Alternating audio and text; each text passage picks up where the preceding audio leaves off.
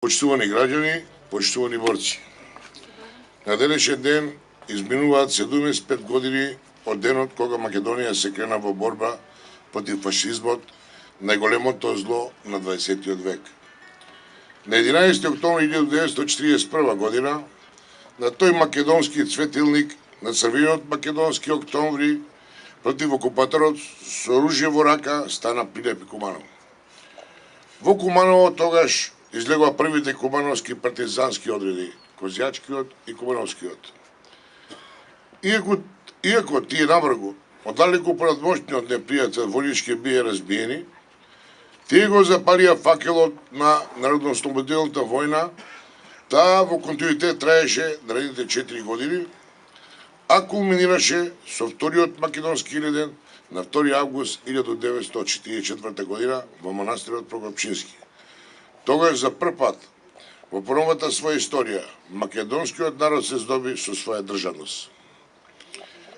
Континуитетот на македонската борба за слобода постоеше со векови.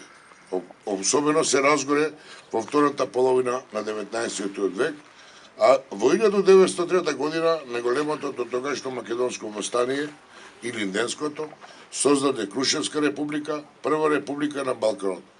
По 10-дневното постоење, таа беше уништена од тогаш турскиот окупатор.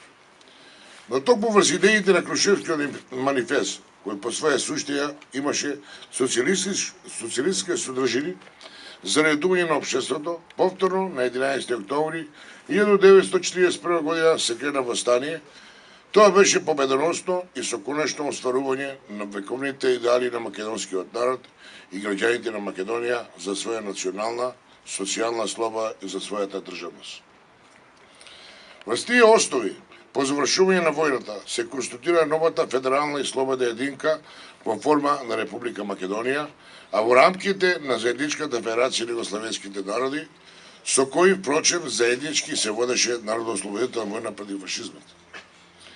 Историски факт е дека 8 септември 1991 година, кога Македонија се конституира како независна и суверена држава, не ќе можеше да се случи без Астом, а пак Астом не ќе може да се случи без 11 октомври 1941 година.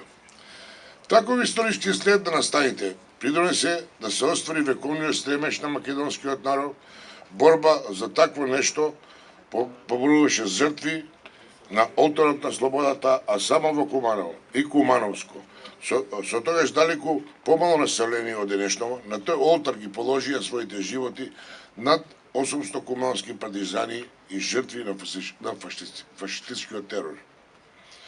Почитувани, повеќе деценискиот општествен и културен развој на Македонија по Втората светска војна оствари огромни резултати, при што беше фундирана солидна економска основа и висок степен на култура и национална афирмација на македонскиот народ. Во тој контекст и Куманово, од сиромашен земјоделски и занајчески град, прерастав во развиен стопански, културен и долго време административен центар во североисточниот дел на Република Македонија. По осамостовувањето 1991 година, па се до денеска, или цели 25 години од тогаш, нашата држава и покрај определени резултати во транзицијските и општествено-економските промени, се уште се соочува со крупни потешкоти во развојот и во остварување на новите зацртани стратегии интеграција во НАТО и Европска унија. Тоа би рекол е доста долго време за да се уште се соочуваме со таков вид на потешкоти. Тие во основа, а особено во почетниот период, се неминовни, но стенуваат по пречување на нашиот пат кој предолго трае, како и не подведуваат за одделни држави во регионот, кои на почетокот на новите промени на Балкан ги имаа слични потешкоти. Нашиот цвет на младоста во тој контекст и цветот на младоста на нашиот град, првоборец, Куманово, во 1941 година, не ги жареше своите животи за светлите идеали и за подобрата иднина на својот народ и за сите граѓани на Македонија. Денеска, од сите нас, а особено од новите наши млади, образовани, современи генерации, историјата не бара поднесување на човечки животи за доброто на народот, туку бара друг вид пожртвуваност, патриотизам и достоинство во решавање на современите наши предизвици, кои се на патот на демократијата, правното општество и економската перспектива на Република Македонија. Државно равноправни, правдолюбиви и слободни граѓани, а заради побрзо интегрирање се развинат демократски свет во Европа.